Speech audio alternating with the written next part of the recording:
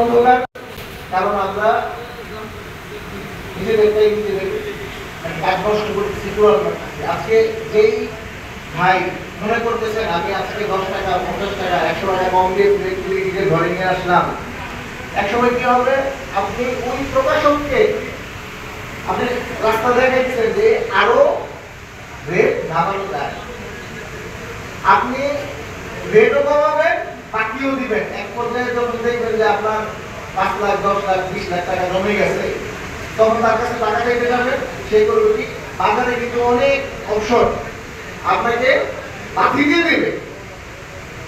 আপনি তখন কি করবেন, নিরুপায় হয়ে যাবেন, ব্যাংকে যাবেন, ব্যাংকে গিয়ে কিস্তি উঠাবেন, তো কিস্তি টাকা দেওয়ার জন্য আবার ওই লোকের কাছে যাবেন। সত্যি কিনা মিথ্যা বলেন?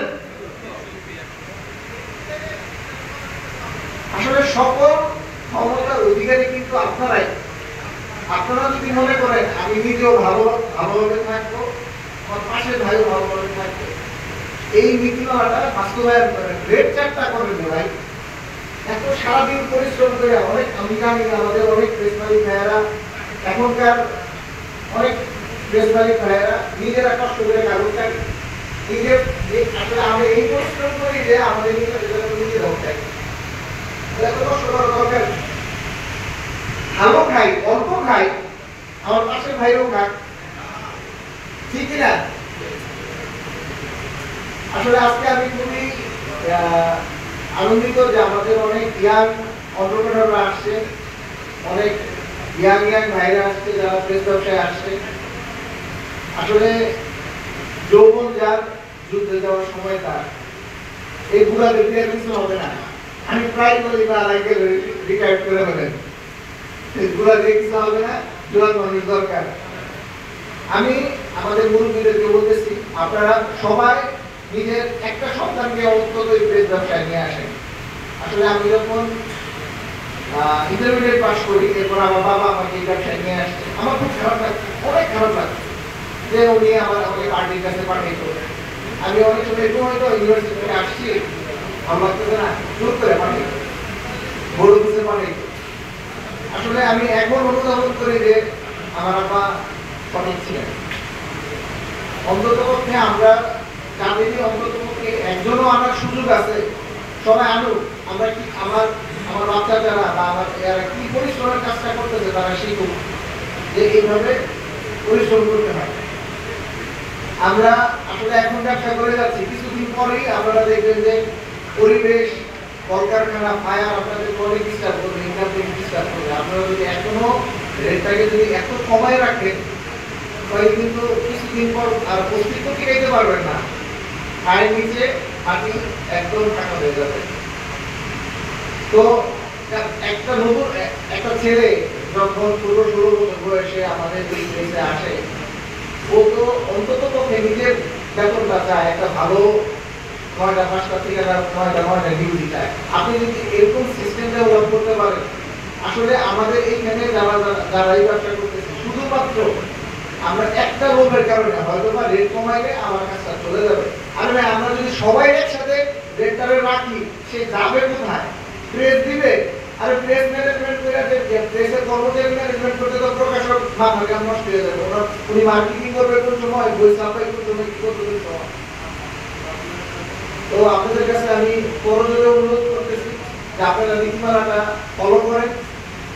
কারণ হচ্ছে একটা কথা আমি বলি, আসলে যদি আপনি একা বাঁচতে চান, আমরা সবাই যদি একা বাঁচতে চাই আমরা মারা যাব। আমরা যদি সবাই মিলে মরতে চাই তাহলে আমরা সবাই বেঁচে যাব।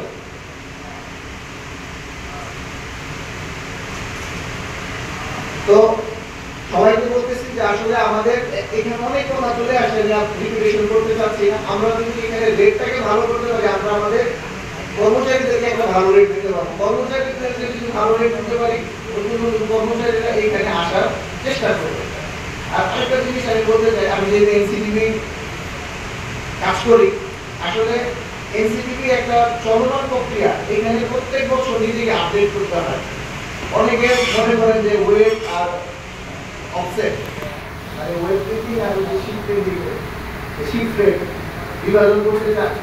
আসলে শিটের যারা যারা আছে তাদেরকে কিছু কিছু আমার মনে হয় আপডেট করা দরকার। অন্ততপক্ষে ঘরে আপনার একটা গ্রুপ দরকার বা টিকার একটা গ্রুপ দরকার, একটা ইউনি দরকার। কারণ এনসিটিভি এখন থেকে যে জিনিসটা মানে যাই ভালো আসে খারাপ আরো কঠিন হচ্ছে।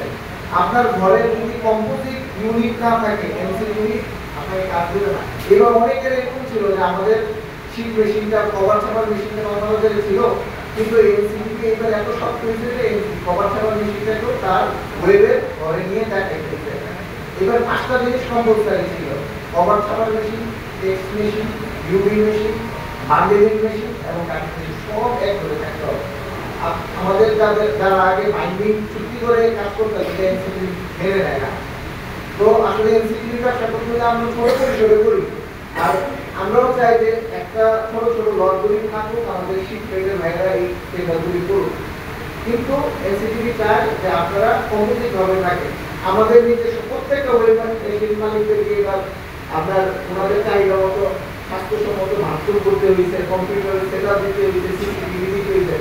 সবাই মোটামুটি যার খরচ হয় নাই মিনিমাম 20 থেকে 30 লাখ টাকা আপডেট করতে হয়েছে। যাদের আগে 10 কালাম ছিল তারা কারণ বাইন্ডিং এর মেশিনের ক্যাপাসিটি কমাই দিয়েছে, 10 কালাম বিক্রি করে 23 কালাম দিয়েছে। যাদের 23 কালাম ছিল তারা 23 কালাম বিক্রি করে অনলাইন দিয়েছে। এটা একটা চলমান প্রক্রিয়া। আর এনসিটিভি এবার যে বই নিতেছে আপনাদের অনেকের ধারণা নাই, এবার এনসিটিভি বই নিচ্ছে হচ্ছে বই রানিং করার জন্য বই অলরেডি 50% ওয়েস্টেজের মতো হয়ে যাচ্ছে। আপনারা হয়তো বা কত দিকে জানেন, কিন্তু ওনারা একদম ফিল্টারিং করে একদম ভালো বই নিতে নেন। তো আমার মতে রাত অনেক হয়ে গেছে, আমাদের অন্যান্য বক্তব্য রাখেন। তো আমরা যদি আমি একটা জিনিস রিপিট করে আমরা যদি সবাই মিলে চাই যে সমস্যাটার সমাধান হবে, তাহলে সমস্যার সমাধান হবে না। আর আপনি যদি মনে করেন সবাই সমস্যার মধ্যে থাকতে চাই তাহলে আরো সমস্যা হোক, রেট আরো আমরা নামাই দিই। এখন ফ্রি করে সমিতিতে আমরা ডিক্লেয়ার করে দিই যে প্রকাশকদের ছাপা ফ্রি। যদি তারা আপনার মনে করেন যে দর নামাইবেন, তারা বুঝতে পারবেন যে আসলে খেলা কোথায়।